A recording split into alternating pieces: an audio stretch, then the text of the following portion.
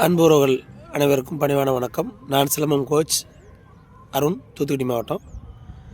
இன்றைய பதிவு என்னென்னு பார்த்தீங்கன்னா, ஒரு மகிழ்ச்சியான ஒரு பதிவு தான். கடந்த 26ஆம் தேதி நம்ம கிரவுண்டில் வந்து கொஞ்சம் மாணவர்கள் வந்திருந்தாங்க. அவங்கள வச்சு கொடியேற்றி மிட்டாயெல்லாம் கொடுத்து ஃபங்க்ஷன் வச்சு கொண்டாடினோம். சந்தோஷமாக இருந்துச்சு. அதில் எதிர்பாராத ஒரு நிகழ்வு நடந்தது. அது ரொம்ப மிகவும் மகிழ்ச்சியானது, அருமையான அழகான ஒரு தருணம். நம்ம மைதானத்துக்கிட்ட அருகாமையில் வந்து ஒரு சப் இன்ஸ்பெக்டர் மேடம் இருக்காங்க. அவங்களோட பெயர் வந்து அனிதா. அவங்க வந்து பார்த்திங்கன்னா, நம்ம பேரூர்னியில் வந்து ட்ரைனிங் ஸ்கூலில் வந்து அவங்க சப் இன்ஸ்பெக்டராக பணிபுரிகிறாங்க. எதிர்பாராத ஒரு நிகழ்வு தான், ரொம்ப அழகாக இருந்துச்சு.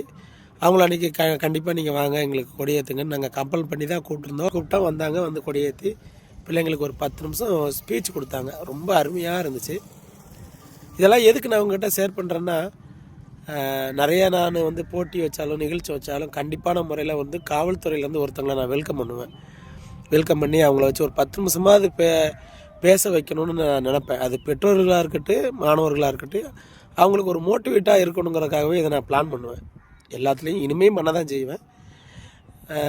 என்ன காரணம்னு பார்த்திங்கன்னா, தப்பு வந்து செஞ்சதுக்கப்புறம் அவங்கள பிடிச்சி அடித்து அவங்கள சத்தம் போட்டு திருத்தணுங்கிறது வந்து அது என்றைக்குமே வந்து கண்டினியூவாக போய்கிட்டே இருக்கும். காலகாலமாக ஆனாலும் அந்த தப்புகள் நடந்துக்கிட்டு தான் இருக்கும்.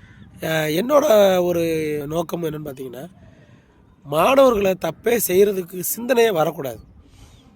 நல்ல சிந்தனையில் சிந்திக்கணும், நல்ல ஒழுக்கமாக இருக்கணும், தாய் தப்புங்களை மதித்து நம்மளோட குடும்ப பேரை காப்பாற்றணும். அது மட்டும் இல்லாமல் நம்ம கலாச்சாரம், நம்ம தமிழ்நாடாக இருக்கட்டும் இல்லை இந்தியா தேசப்பற்றாக இருந்தாலும் இந்த கலாச்சாரங்களை காப்பாற்றி பின்பற்றணுங்கிறதுக்காக நினப்பேன். அப்படி தான் நான் என்ன நினப்பேன்னா, வர்ற போலீஸ்மார்களில் அவங்க யூனிஃபார்ம் போட்டு வருவாங்க. வந்து ஒரு 10 நிமிஷம் பேசுனாங்கன்னா அதில் ஒரு 10 வார்த்தையாவது அவங்களுக்கு ஒரு பெரிய மோட்டிவேட்டாக இருக்கணும்னு நினச்சி தான் நான் இதை பிளான் பண்ணுவேன். அதில் இது ஒரு ஆரம்பமான ஒரு நிகழ்வு. ரொம்ப மகிழ்ச்சியாக இருந்துச்சு. நான் அதை பதிவை நான் அப்லோட் பண்ணியிருக்கேன். நீங்கள் பாருங்கள், ஐடியை ஃபாலோ பண்ணுங்கள். உங்களோட சப்போர்ட்டு எனக்கு ரொம்ப முக்கியம். இதுபோல் நிறையா நிகழ்வுகளை வந்து நான் உங்கள்கிட்ட ஷேர் பண்ணணும். லைக் பண்ணுங்கள், சப்ஸ்கிரைப் பண்ணுங்கள். உங்களுக்கு பிடிச்சிருந்தால் ஷேர் பண்ணுங்கள். நன்றி. நம்ம கொடியில் எத்தனை நிறங்கள் இருந்தாலும் நம்ம மனசு எல்லாத்துலேயும் நம்முடைய எண்ணங்கள் வந்து ஒன்றே ஒன்று தான் இருக்கணும். என்னது? நம்ம எல்லாரும் சமம் அப்படின்றது. சரியா? நம்ம வந்து இதில் வந்து நிறைய மதத்தில் உள்ளவங்க இருப்பீங்க, நிறைய இனத்தில் உள்ளவங்க இருக்கலாம். நம்ம எல்லாரும் இருக்கோம், நிறைய ஊர்கள்ல இருந்து வந்திருக்கோம். நம்மளுக்கு நிறைய மொழி தெரியலாம், நம்மளுடைய மொழி வேறையா இருக்கலாம். அதனால எல்லாரும் எதுக்காக கூடியிருக்கோம் அப்படின்னா, பயம் இல்லாமல் எல்லாம் பக்கத்தில் ஒன்றா இருக்கோம் அப்படின்னா நம்ம எல்லாரும் ஒரு இந்தியர்கள். அப்படிதானே? இந்தியர்கள் அப்படின்ற எண்ணத்தோட நம்ம செயல்படணும். நம்ம இவன் வந்து இந்த மதத்துக்காரன், இவன் இந்த மொழி பேசுறான், இவன் இந்த இனத்தை சேர்ந்தவன், அதனால இவங்க கிட்ட நம்ம இவ்வளவுதான் இருக்கணும் அப்படின்றதான் கிடையாது. இப்போ ஒருத்தர் கீழே விழுந்துட்டா யாரு தூக்கி விடுவான்? பக்கத்துல இருக்கவங்க தானே தூக்கி விடுவாங்க. அப்ப நம்ம ஜாதி பார்த்தோம், மதம் பார்த்தோம் தூக்கி விடுவோமா? இல்லவே இல்லை. நமக்குன்னு ஒரு உணர்வு இருக்கு, ஐயோ நம்ம பக்கத்துல இருக்கவங்க அப்படின்னு.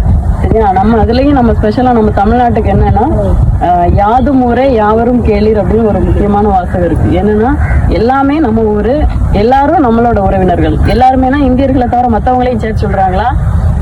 ஆமா, இந்தியர்கள்னா நம்ம இந்தியர்களை மட்டும்தான் நேசிக்கணும், மற்றவங்களை வெறுக்கணும்லாம் கிடையவே கிடையாது.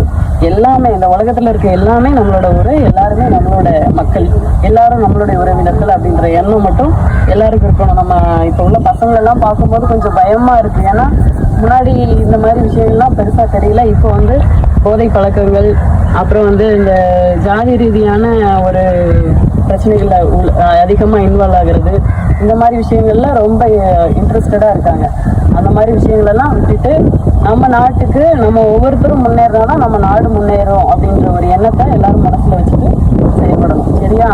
நம்ம இப்போ ஒரு ஆள் கஷ்டப்பட்டுட்டு இருக்கோம், நம்ம அண்ணன் தம்பி எல்லாம் நல்லா இருக்காங்கன்னு வச்சுக்கிட்டோமே, நம்ம ஃபேமிலி வந்து நல்லா இருக்குன்னு எல்லாரும் சொல்லுவாங்களா? இல்லை. அந்த ஃபேமிலியில மற்றவங்க நல்லா இருந்தாலும் அவன் கஷ்டப்படுறான் அப்படிம்பாங்க. அப்போ நம்ம நாட்டில் நம்ம ஒவ்வொருத்தரும் நல்லா இருந்தாதான் நம்ம நாடு முன்னேற முடியும். அப்போ ஒவ்வொருத்தரும் நான் நல்லா இருக்கணும் அப்படின்னா என்ன செய்யணும் அப்படின்னா, நம்ம கஷ்டப்பட்டு முன்னேறணும், மற்றவங்களுக்கும் ஹெல்ப் பண்ணி முன்னேற வைக்கணும், கஷ்டப்படுறவங்களுக்கு. சரியா? நம்ம வந்து பின்தங்கியே இருந்தோம்னா நம்ம நாடும் பின்தங்கியே இருந்துடும். இப்போ நம்மளோட நோக்கம் என்னவா இருக்கணும், ஃபர்ஸ்ட் நம்ம இந்தியர்கள் அப்படின்ற ஒரு உணர்வோட இருக்கணும், வேற்றுமை பார்க்கக்கூடாது. ரெண்டாவது நம்ம நாடு வல்லரசு ஆகணும், முன்னேறணும்னு நினைச்சா நம்ம கரெக்டான வழியில முன்னேறணும், தப்பான வழி இல்லாம கரெக்டான வழியில முன்னேறணும். சரிதானா? ரொம்ப போர் அடிச்சுட்டுனா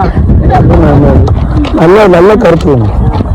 உங்ககிட்ட பேசுனதுல ரொம்ப சந்தோஷம், கூப்பிட்டு ரொம்ப சந்தோஷம். எனக்கு என்னோட ஒரே ஆசை, எல்லாரும் வந்து ஒற்றுமையோட உணர்வோட இருக்கணும். எந்த ஜாதி மத வேறுபாடுகளும் பார்க்காத இருங்க. ஏன்னா இது நம்மளோட இந்திய நாடு, நம்ம எல்லாரும் இந்தியர்கள்.